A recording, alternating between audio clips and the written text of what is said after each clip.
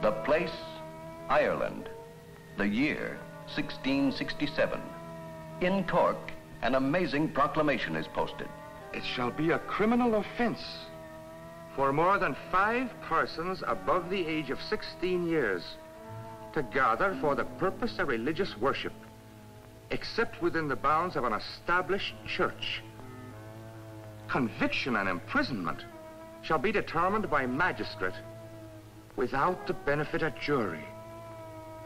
Without benefit of jury. How far can they go? What's happening? Doesn't Parliament realize how we feel? The Conventicle Act was one of the most unjust and rigidly enforced laws in English history. It settled upon the land like a chill night. Its enactment by the Cavalier Parliament of Charles II caused a feeling of discontent. And out of this discontent, resentment was born. From the first, it was inevitable that there would be some, in this Irish town of Cork, as well as in other parts of the British Isles, who would not and could not obey it. This is the true story of one such man. So this is the meeting place of the group called the Friends? Yes. Well, if there should be a raid tonight, and if they should be found here, thy entire future might be ruined. You must let me go out there with you tonight.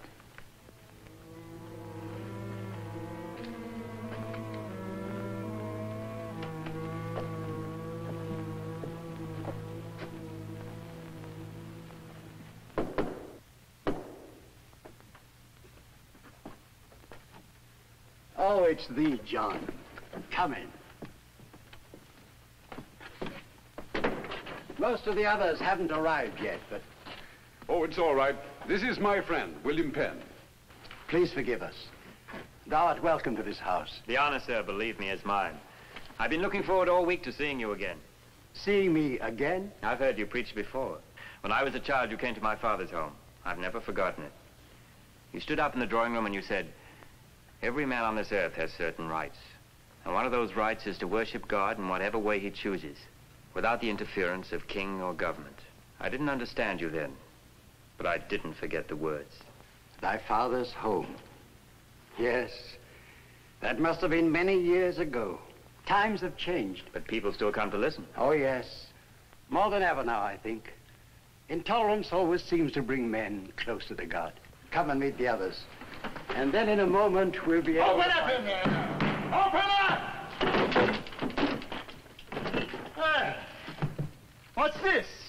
A meeting of dissenters, maybe. Thou art drunk. Please leave.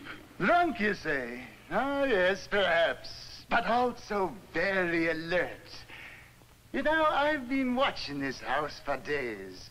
Now it occurred to me that you might be holding religious meetings here.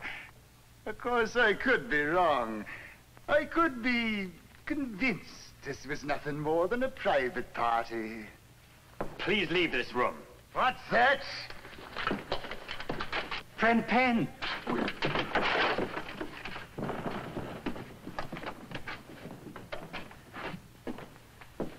We appreciate thy interest, but we are people who deplore violence. Does it ever really accomplish anything? It's all right, my son. Please gather up the lanterns and the Bibles as quickly as possible. I'm sorry, John. Zealousness is a fine quality, Will. But if only thee could learn to hold thy temper. Come, we haven't much time. Harry? Where, friend? Rather a chilly night for a stroll, isn't it, my lads? 7 of you, eh? You should read the law more carefully. Not more than 5 persons shall gather for the purpose of religious worship, except within the bounds of an established church. Plain enough, I said it. And who might you be? My name is William Penn. Penn, is it? And a relative, no doubt, of Admiral Sir William Penn of London? My father. I was sent over to Ireland to take charge of his estates here. You, his son?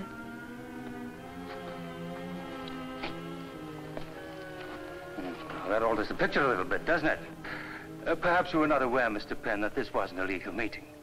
You know, sir, you should be more careful of those with whom you associate. Now, supposing you run along home. No, I'll go where the others go. I've been most careful with whom I associate. All right. Rotten prison, then. For the rest of them. Come on, get along there. Come on, you two. Come on, get along.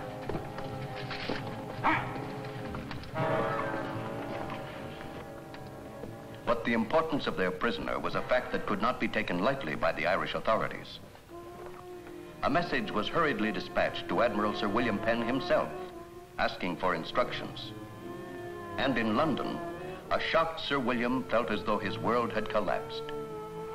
But his reply was quick and decisive. Bond was posted immediately and reassurances given. Penn was released and ordered to set sail at once for England. Asking his friend John Morley to accompany him for moral support, Penn hurried toward London and home.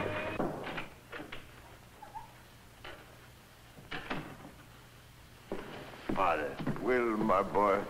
They told me that you've been confined to your bedroom. I hope you haven't been ill, sir. No. Will, why did you do this to me? I've been trying to understand it ever since this letter from the authorities in Ireland reached me. I cannot believe, sir, that there's wrong in seeking to worship God in one way rather than another. Nor can I. But then we're not discussing a matter of theology. We're discussing William Penn, my son, who has done a most foolish thing. Well, it seems to me, Father, that William Penn should have the right to decide that point. Will, you speak of rights. May I ask what rights you believe me to have? Well, the rights of every Englishman. And of every father who loves his son? Yes. Then allow me my rights. Allow me to desire for you a proud and splendid career. Wealth, prestige, comfort, happiness. But are you sure, sir, you know where my happiness lies? I know it does not lie in Newgate Prison, nor in the Tower. Will, how can I make you understand? With the King and his brother, the Duke of York, looking with favor upon our family, the whole world lies before you. Yes, sir. I've been informed that His Majesty is prepared to offer me an earldom. An earldom? It's a great honor for our family, Will, but without a son willing to carry on the title. You would refuse it if I continue with my religious beliefs? I would have to refuse if you continue to embarrass the crown. I see. Perhaps this one misstep in Ireland can be excused. His Majesty is not a vindictive man. And in the past, Will, I've loaned His Majesty various sums of money from my own fortune. It may be he'll forgive your ill-advised Irish adventure.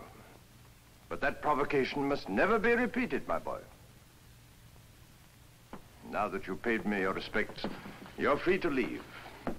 London is yours. Enjoy it.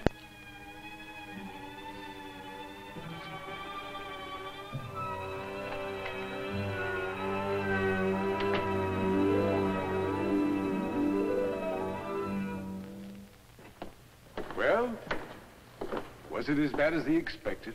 In many ways, it was worse. Remember, John, my father and I have always been very close. I understand.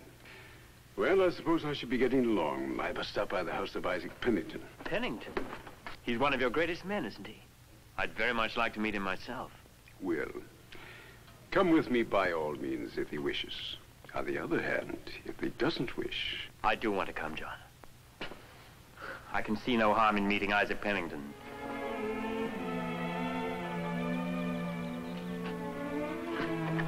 Good day, Gulielma Springett. John Morley. Good day. Thy sister said we would find thee out here. May I present William Penn? This is Gulielma Springett, this stepdaughter of the gentleman I mentioned. Your most obedient servant. Will he be seated? We wish to inform thy father that there was a raid on one of our meeting places in Ireland. Most of us were able to post bail, but some were less fortunate. He used the word we. And yet? I, too, was taken in that raid. Since thy father has been so successful in raising bail money on other occasions, I thought I'd better come to him immediately. I'm sure he'll do everything possible when he returns. He's with a man named Samuel Wright. Does he know him? Yes, a good lad. Samuel Wright was taken in a meeting at Essex. He'd been arrested too many times before, and he was sentenced to banishment. Prison ship leaves for Jamaica tomorrow. I'm sorry. I went down to the ship yesterday. There were 300 men in that hold, chained together without food or water. 300. Wasn't it possible to do anything for them? Not now. Some might have saved themselves by recanting, but... They're giving up a great deal, aren't they? Homes, family, future. I don't think I would have blamed anyone in that position for recanting. Each of us has seen certain things. The inside of a prison. And the look of fear in the eyes of a man who is simply trying to worship God in his heart. Could we forget them knowing they existed? Could thee recant, William Penn? I believe I'll go for a walk. Will, what has happened between us? Ever since you returned from Ireland, I found it very difficult to talk to you. We never seem to spend much time with each other. No, I suppose not. Now, if you don't mind, Will, I want you to stay here this afternoon. A very important personage has consented to call on me. I consider it imperative that you should be here with me to greet him. What important personage, Father? Royal Highness, the Duke of York. The Duke of York? Ah, Sir William. This is a very great honor, Your Highness. An honor, sir, that one old friend should visit another. I consider it rather a pleasure. Your Highness knows my son, I believe. Indeed I do. Though I haven't seen him at court recently. He's been away from England for some months, sir. Yes, I heard that he'd been away. Perhaps, sir, you would care for a glass of wine. Thank you, no. In Ireland, wasn't it? Yes, Your Highness. Your Highness, my son and I need your advice on a very important matter. Your call is most propitious. Father, Yes, Will? My advice, you say? And what is this important matter, Sir William? Sir, a short time ago, my son was involved in an extremely thoughtless action in Ireland. You may be familiar with the circumstances. It concerns certain nonconformist activities. The Friends movement, Your Highness. Go on, Sir William. He was misled, ill-advised. It occurred to us that this unfortunate lapse might injure his career unless... Unless, Sir William, everyone was made aware of his change of heart? Precisely, sir. It's utterly fantastic to assume that he should have aligned himself with these friends. Oh, I'm sure of that.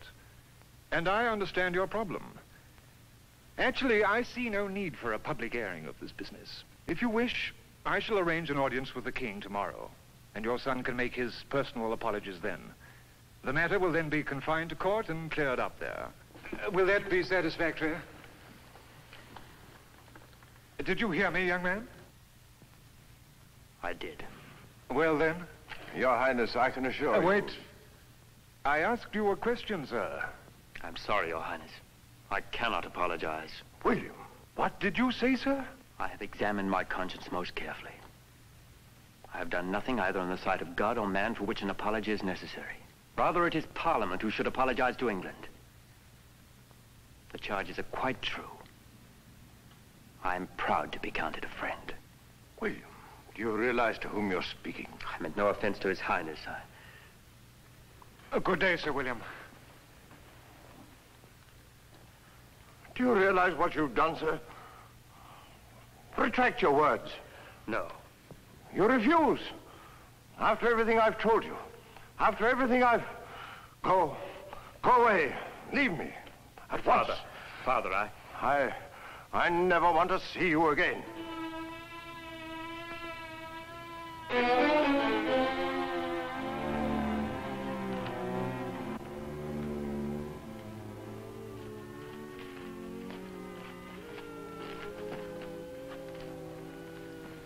My friend, Guglielmo Springer told me what happened.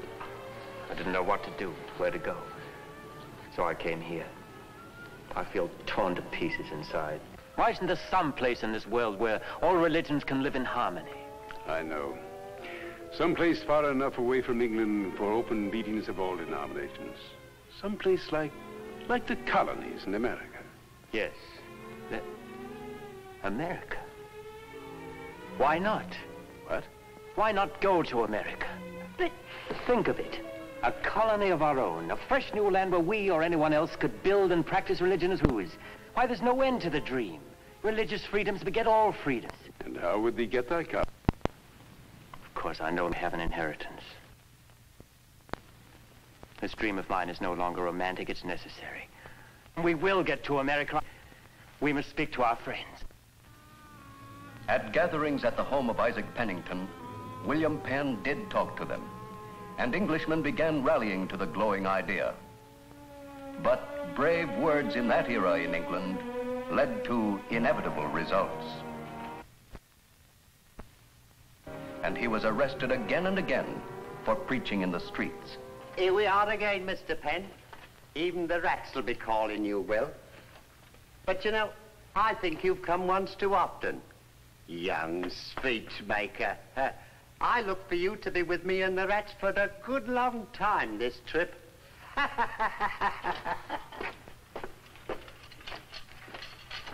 But Penn's faith was never to waver, and the rift with his father continued until the Admiral was close to death. What was that name of Will's friend? Morley, sir. Do you know where he lives? I could find him. I want you to bring me a pen and some paper. Yes, sir.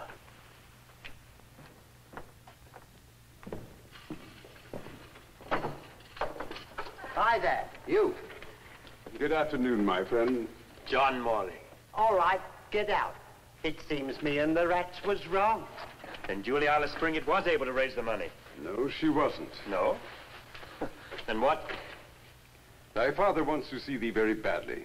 It was he who provided the bail money. He's dying. Dying? Apparently he was able to conceal his illness from nearly everyone until now. Dying? I'll come at once, of course. We can stop by my place and freshen up.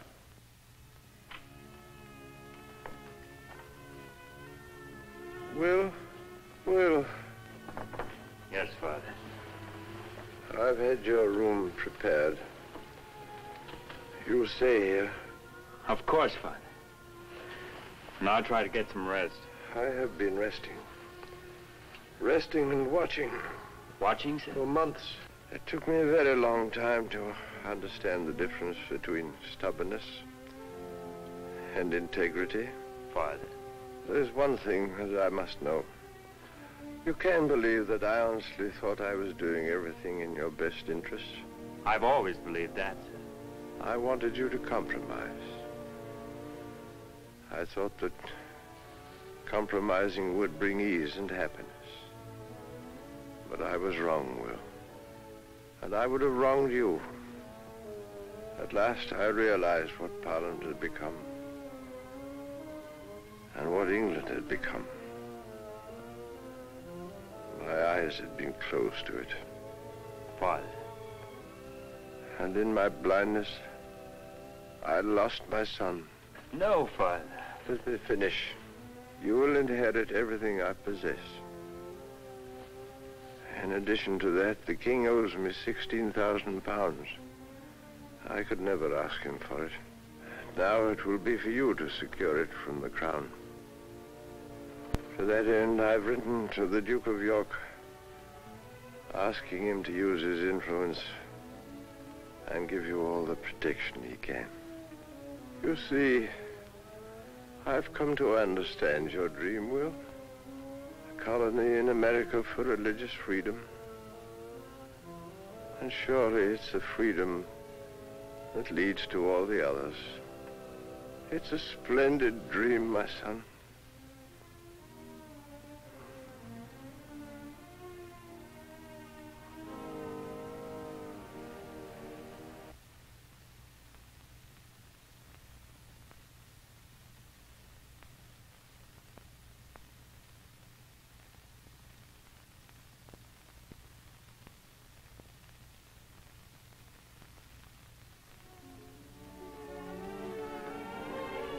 It was to take many years of struggle until the dream became a reality. Here, free men were bequeathed a series of privileges so sound and so sane that the Pennsylvania Constitution of 1701 was destined to be the direct frame upon which was built the Constitution of the United States.